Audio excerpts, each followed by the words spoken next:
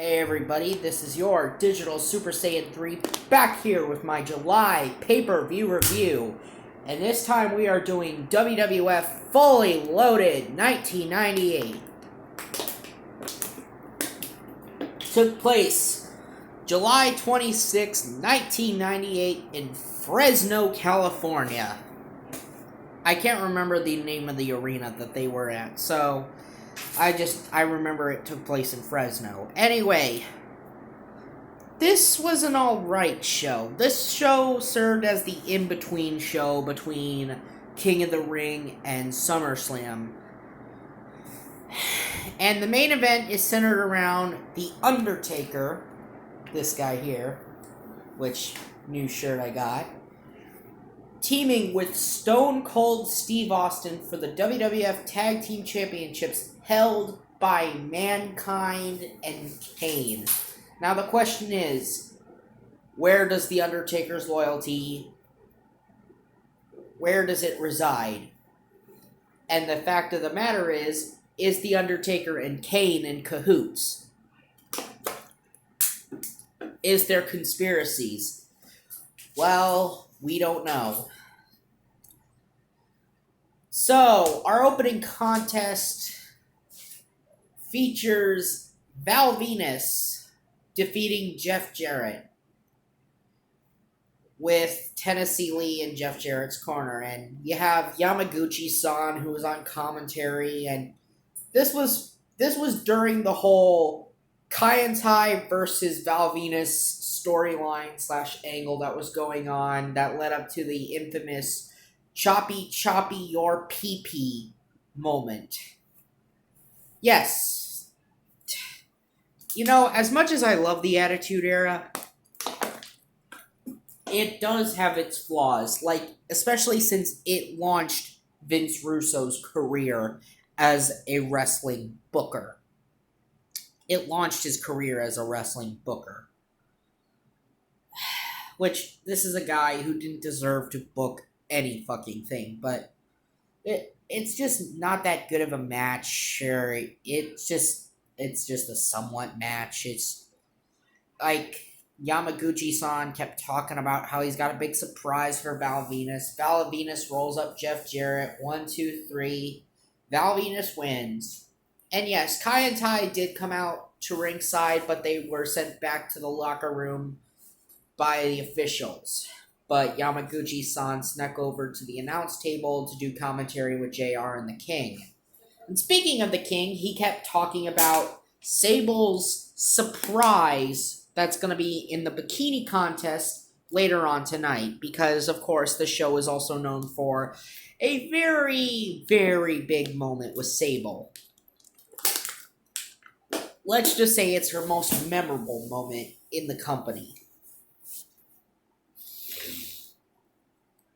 Next up, we get D'Lo Brown defeating X-Pac in a really solid match. This was a very solid match between X-Pac and D'Lo Brown. Now, yes, D'Lo just came off of winning the European Championship, and he did not want to defend it against X-Pac, so he signed for a non-title match against X-Pac. Now, yes, I could understand why D'Lo did this, because he didn't want to lose his title quickly to X-Pac, or he didn't want to defend it to X-Pac. I can understand why D'Lo did this. Of course, you had interference from the Nation, and Chyna was out at ringside because, of course, she is a manager, well, in a managerially position, and we would see her become more of an in-ring competitor, you know, as we go into the next year with 1999. So, yeah, there's that. D'Lo Brown got the victory. He hits the sky high to get the victory on X-Pac. So next up, we get a really lackluster tag team match as Farouk and Too Cold Scorpio defeat Terry Funk and Bradshaw. Now, before the match started, we had an interview quickly with Bradshaw and Terry Funk, and Terry Funk's like, this is going to be my last match for a while. I'm going to go take time off to recharge. Of course, Bradshaw did not take this too kindly. So, yeah, Too Cold Scorpio and Farouk get the victory. Nothing more to be said here, but it's morely the aftermath of this match. Like, you see Bradshaw just beat the shit out of everybody. He beats up Farouk, he beats up his own partner, Terry Funk, and you see him even beat up Too Cold Scorpio. So yeah, Bradshaw goes on a rampage. Bradshaw smash! But yeah, Bradshaw went on a bit of a rampage. Next up, we get a battle of the big men as Mark Henry defeats Vader. And yeah, this match wasn't that great. Like, Vader in 1998, it had to be the worst year for Vader. It has to be Vader's worst year.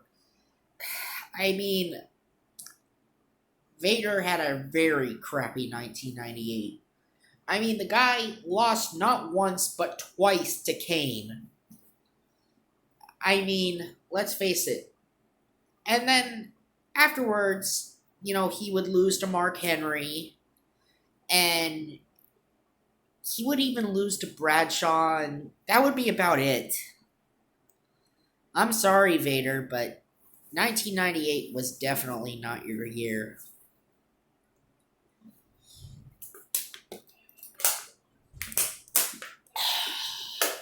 So, Paul Bearer comes out after the match.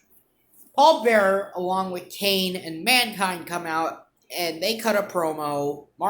Mainly it's Paul Bearer talking. He says, I knew it! I knew the Undertaker is a coward! He basically was talking about how the Undertaker is a coward and how the Undertaker wanted to be in one piece for SummerSlam, and it also talked about how him and his team are gonna dismantle Steve Austin later on in the night. Then the New Age Outlaws came out. Since the Outlaws lost their tag team titles to Kane and Mankind, they brawl with Kane and Mankind for a bit, and then that's the end of that. Then we go into, another goddamn tag team match, and this one has to be the worst match of the night. It is the DOA, Skull and 8-Ball, with Paul Ellering defeating LOD 2000. Oh my god. The LOD in 1998, when they were doing LOD 2000. It had to be the worst year for the LOD, especially Hawk in that year was a fucking mess. I mean, with his drug problem. Hawk, during the year, was a fucking mess. I mean, it's sad to see a once great team like the Road Warriors just fall apart like this. And not even with Paul Ellering in the DOA's corner was going to mean jack shit. It didn't mean anything that a legendary manager like Paul Ellering would be. It wasn't a difference maker that Paul Ellering would be to make the DOA relevant. The DOA sucked. They sucked ass in the WWF, and they would later suck ass in WCW when they became the Harris Brothers. Point is, screw the DOA. Fuck the DOA. The DOA sucked. Next up, we got Vince McMahon coming out with Pat Patterson, Gerald Briscoe, and Sergeant Slaughter. And Commissioner Sergeant Slaughter. And Vince McMahon's talking about, don't blame Vince McMahon for The Undertaker not showing up. Blame Stone Cold Steve Austin because he knocked The Undertaker out with a steel chair last Monday night on Raw. So don't blame Vince McMahon. But Vince says, if The Undertaker does not show for the main event later on tonight, then The Undertaker's replacement would be the Brooklyn Brawler. The Brooklyn Brawler. Yeah, we got to see the Brooklyn Brawler on this show. And yeah, it was one time we see the Brooklyn Brawler on this show. He only appears once. And throughout the night, the King keeps rambling about how Brooklyn Brawler is a good fit for a partner for Steve Austin because they both like to fight people and everything, and they both like to spit and cuss and everything. And JR's like, Austin will probably beat up the Brooklyn Brawler. And yeah, JR, I would agree. Austin would beat the hell out of the Brooklyn Brawler because I don't got anything against the Brooklyn Brawler, but do you really think he's main event material? Does anybody think the Brooklyn Brawler would be main event material? So, now we get to the dungeon match, all the way in Calgary, as Owen Hart defeats Ken Shamrock in the dungeon match. They were battling in the Hart family dungeon in Calgary. You know, I gotta say, I like this match. You have Dan Severn as the special guest referee.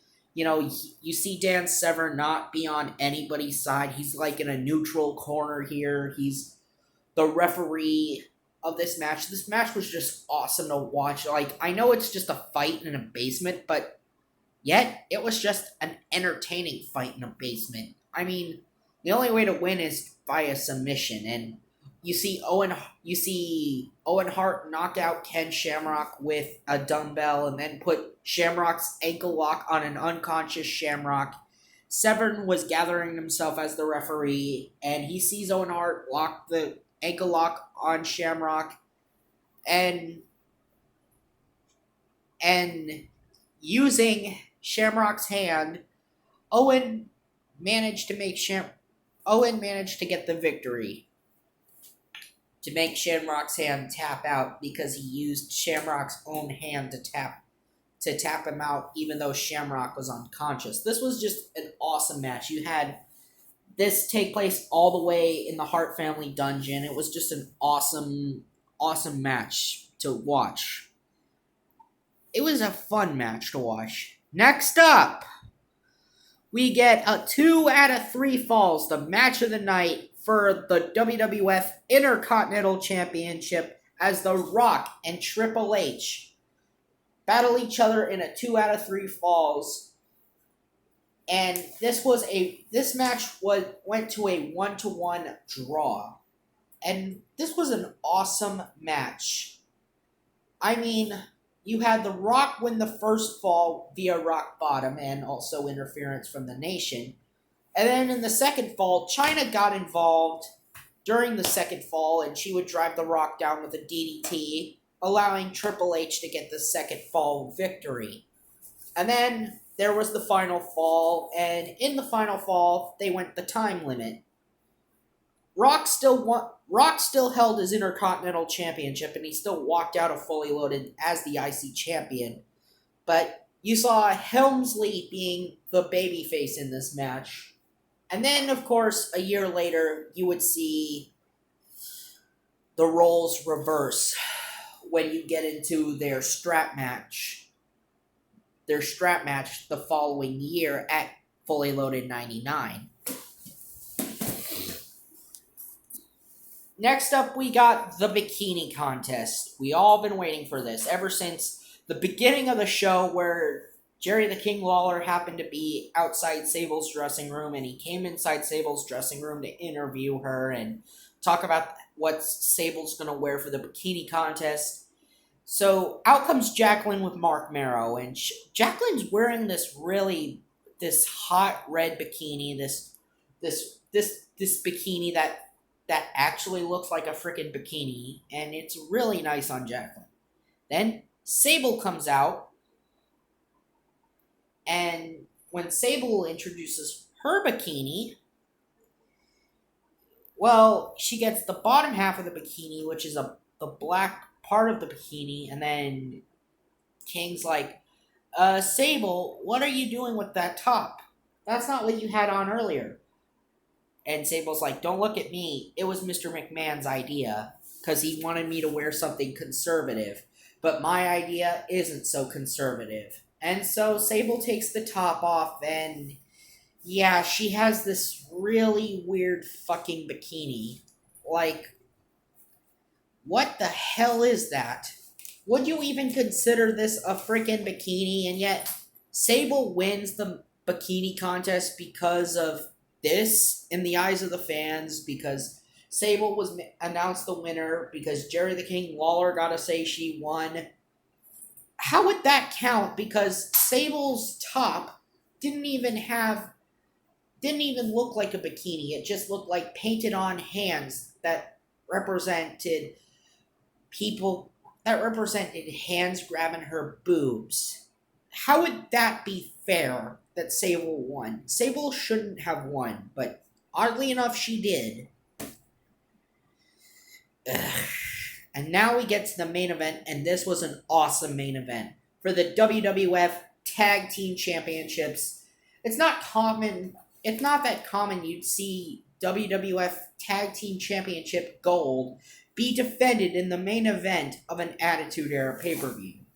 More often than not, it's the WWF Championship, but I can understand that the WWF Championship being saved for SummerSlam is a better idea because SummerSlam is one of the big four.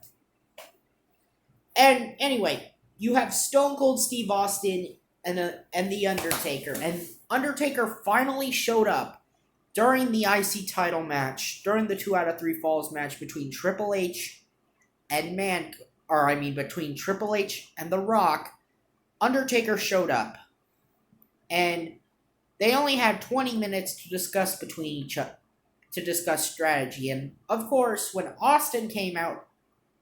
Undertaker came out first of the challengers, and then Austin came out, and then a brawl ensued between the champions Kane and Mankind and challengers Taker and Austin.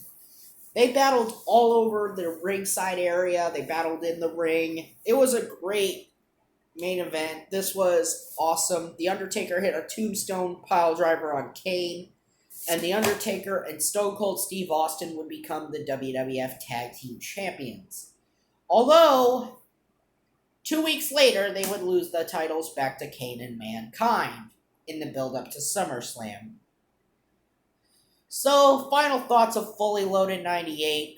Well, rewatching this show, it had its weak points here and there, and it did have some highs. Overall, this was just an alright show. So, speaking of SummerSlam, stick around as in August I review Heart and Soul SummerSlam 1997.